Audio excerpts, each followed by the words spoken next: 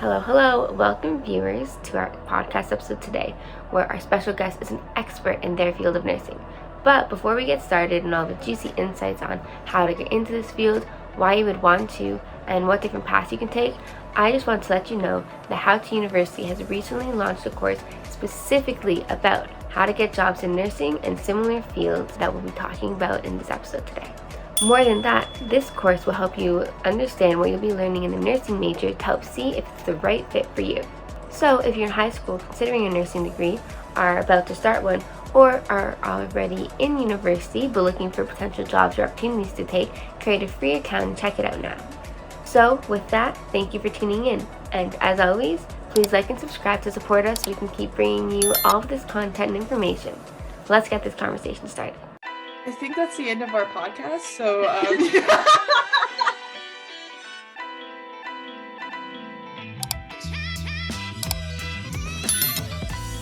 hello, everyone. Thank you again for tuning in to this episode of How to University's Career Podcast. Today, I am joined by my lovely co-host, Jillian, our outreach director here at How to University, as well as I'm so happy to welcome our guest for the podcast today, Miss Sue Bookey-Bassett. So welcome, Sue, to today's podcast. We're so happy to have you here. Thank you. It's a pleasure to be here. It's a unique opportunity, and I'm really looking forward to having a conversation with both of you. Of course, thank you. So just to kick things off, I'm sure the viewers would just love to know a little bit about you, maybe your background, what is it that you do, and if you want to share maybe even a passion outside of your career, that would be great. Sure. So I am currently an assistant professor in the Daphne Cockwell School of Nursing, which is part of Toronto Metropolitan University. And I've been there for about 3 years full-time, but I've been teaching off and on for about 7 altogether. And I've had a very diverse nursing career. So I can highlight a few things and I can tell you sort of where my passions lie within nursing. So I started out my career, I did my undergraduate degree at University of Toronto, and I started out my career working in obstetrics and neonatal nursing. And so at the beginning of my career, I was very interested in everything to do with perinatal nursing, that covers the whole sort of prenatal, labor, delivery, postpartum, and neonatal phase, right? And so that's where I spent the early part of my career, and I really enjoyed it, but I felt like I needed some challenges, so I moved into the neonatal intensive care unit. So neonatal intensive care is premature babies primarily, and or sick babies. Babies that need a lot of extra attention. Sometimes they need ventilatory support. And so that was another area that I moved into that I really enjoyed as well. But I knew that I always there's a part of me that always had a passion for education. So I wanted to move into educator type roles. And so I started out moving into what we call a nurse clinician role, which is a role usually within hospital settings. And the role there is to support ongoing professional development for nurses who are in that practice setting. So I did that for a number of years within the context of obstetrics again, and neonatal nursing. I think that's the end of our podcast. So I think you just covered everything that we can do within nursing. No, I'm just kidding. Is there like suggestion you would have to help students find their passion in this, clearly with so many pathways ahead of them in nursing? Sometimes you won't know that right away. So for me, when I first started nursing, I thought I would like obstetrics. I thought I would like babies, moms and babies. Maybe that's because my mom worked in that same area. I'm not sure, but I just felt like I'm going to like this area, right? There were some areas I didn't like at all in terms of, as a student, you have to learn about different types of conditions, work with different patient populations, and you get exposed to those as a student. But I kind of found my passion with the obstetrical world. And, if I look at that a little bit more, why did I like it? Because it combined care that you're providing to the patients, of course, but also a lot of education. So that probably goes back to where, education was something that I've always, been a part of myself. So I, liked teaching new moms how to look after their babies. And I also like teaching new dads how to look after babies, because quite often they're like, how do I hold this baby? And so I enjoy that as well, like, helping parents become more confident and learning how to look after their little ones. So that's just, yeah. So I think students that I work with now, they, sometimes they don't get a choice of where they go for a placement, because it's really difficult for students to find placements. There's a lot of students, especially in Toronto, we have 4 nursing programs, and we're all competing for student placement opportunities. So, but when students get to 3rd and 4th year, we sort of help them think a little bit more about, what are the areas that you like? What are your strengths? What are the types of patients or communities or populations you would see yourselves working with? And so trying to expose people to different areas, and we try to find them opportunities to learn more about the areas that they're interested in learning about. And so that hopefully that, then leads them to their first career opportunity. For sure. Okay, Yeah. so just take the opportunities as they come and try to look within as much as you can to see if you like it. That's good advice. Definitely. I think, yeah, it's kind of tying it into like the first thing you said, you won't know immediately. And it's kind of hard to know until you try it, right? So I feel like even just your career path shows how you have been so open to trying as much as you can. And that's kind of what led you to what you love. So that's definitely, good advice for students to maybe not rush the process, just trust the process, I guess. A question for you, you had mentioned placement, and I think this is something that a lot of kids either already in university or considering nursing as a university degree are really interested in understanding. So maybe for those who are completely brand new to the concept, what does a nursing placement mean? What does that entail? And what can students expect out of it? So when you are in a nursing program, you have in-class content that you learn about. So you learn about anatomy, physiology, pharmacology, psychology, sociology.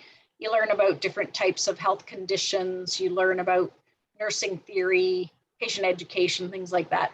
Right. Then you also have your clinical component, which is when you go into a clinical practice setting, which could be a hospital, it could be a long-term care facility, it could be public health offices, it could be home care facilities, it could be a school where nurses work in the school system. Many students over the last couple of years have worked in the vaccination clinics because of the COVID vaccinations. That's been a place where a lot of students were getting experience over the last couple of years. Yeah. And so they work in the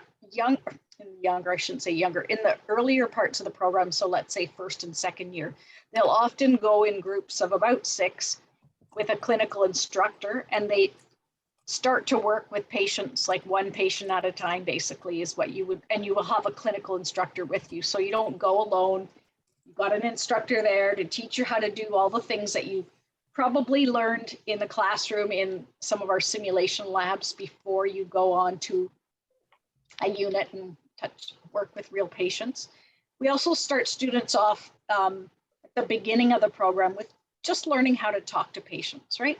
How do you start a conversation? How do you get to know, what they're there for, what are their issues, how to ask questions, that kind of thing. And then as you go along the program, you learn more skills and you build on those skills. When you get to 3rd and 4th year, the students work more independently. So they often work with what we call preceptors. So that would be a nurse who's in a particular unit, and they are your on-site educator. And you work with them for the 12 weeks of a term, and nursing students follow their preceptor's schedule. So whatever the preceptor works, the students work the same schedule. So they learn their clinical skills, they learn how to take on different types of patient assignments. So I said earlier, you start with 1, you build up your patient assignment, depending on the unit that you're on, what would be the normal patient load. So by the time students finish their 4th year, they're generally ready to take on that sort of beginning nurse level of patient assignment. Okay, awesome. No, thank you for that excellent summary. I think I actually very, very clearly understood that. So yeah, I appreciate that, and the viewers will definitely appreciate it. In terms of the master's and PhD pathway, so say someone doesn't go straight into industry, what would their alternative options be? If you have a BSCN, what next? So some students choose to go right into a master's program. So they graduate, they write their RN exam. So that's one thing I didn't say before. So you go to school, you get a degree, Bachelor of Science in Nursing, okay? That doesn't mean you're a registered nurse. You have to write what we call the registered nurse licensing exam. So that comes after. So our students are, some of the graduating students this year, they've already written what's called the NCLEX exams. And so now, if they've passed that, they are in fact RNs.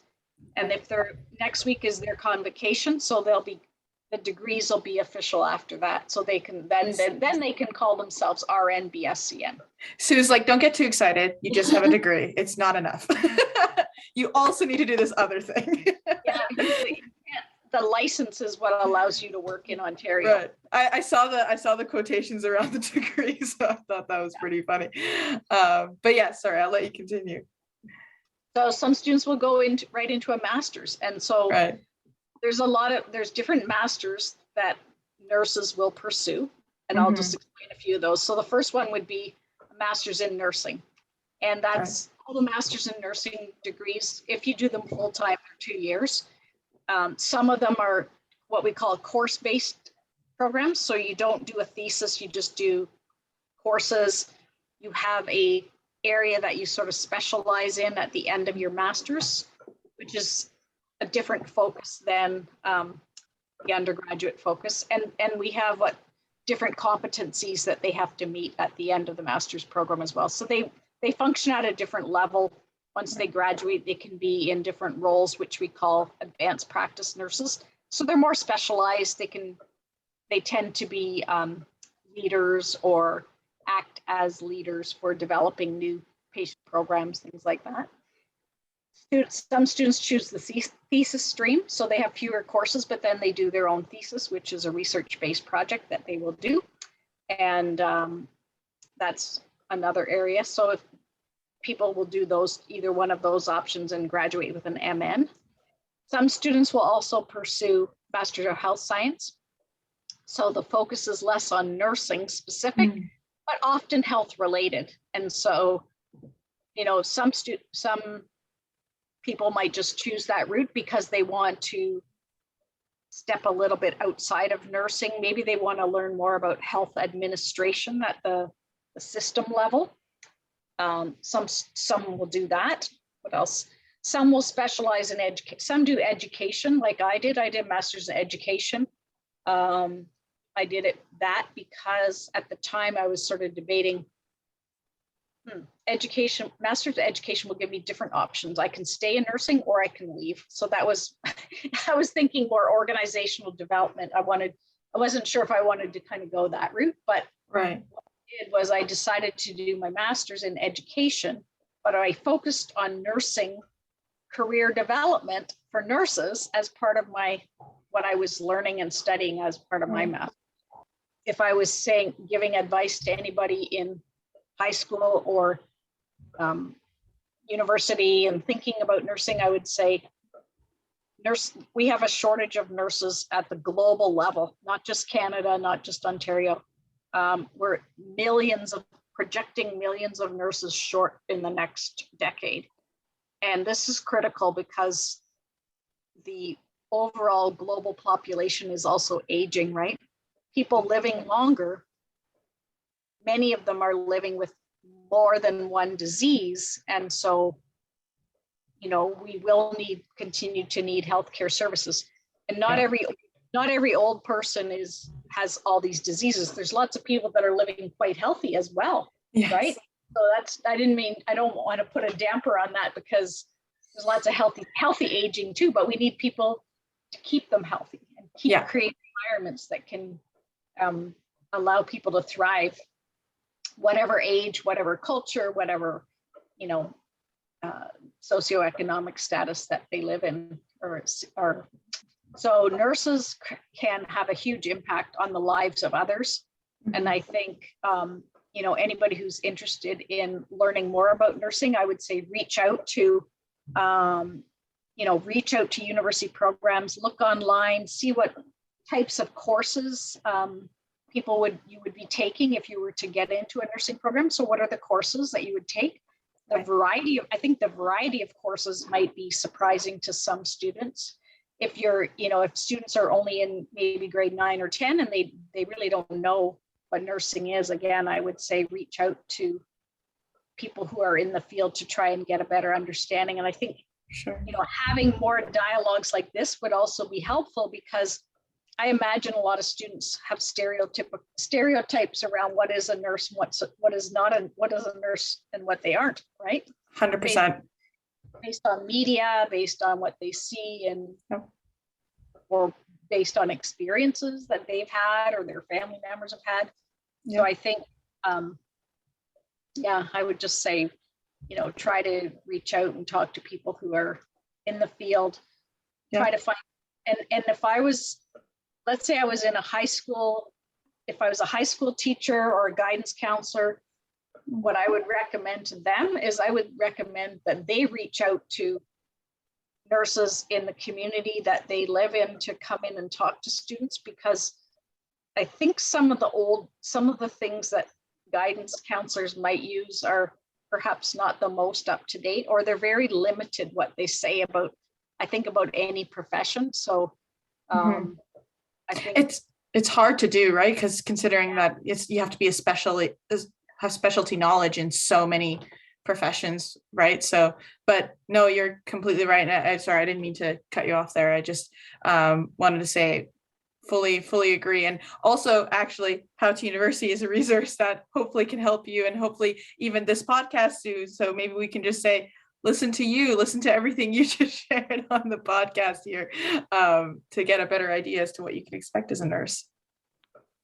Yeah, well, I think just asking questions staying curious is a good thing. Ask questions, don't make assumptions, and sometimes the health professions might become a blur, right? Like, what's a nurse versus an OT or a PT or a social worker? What do they all do that's different? And so there's definitely areas where the roles cross, and then there's definitely areas where each profession has a little bit different expertise, right? So, but I think in healthcare, you do work in teams for the most part, and everybody has a role to play. So I think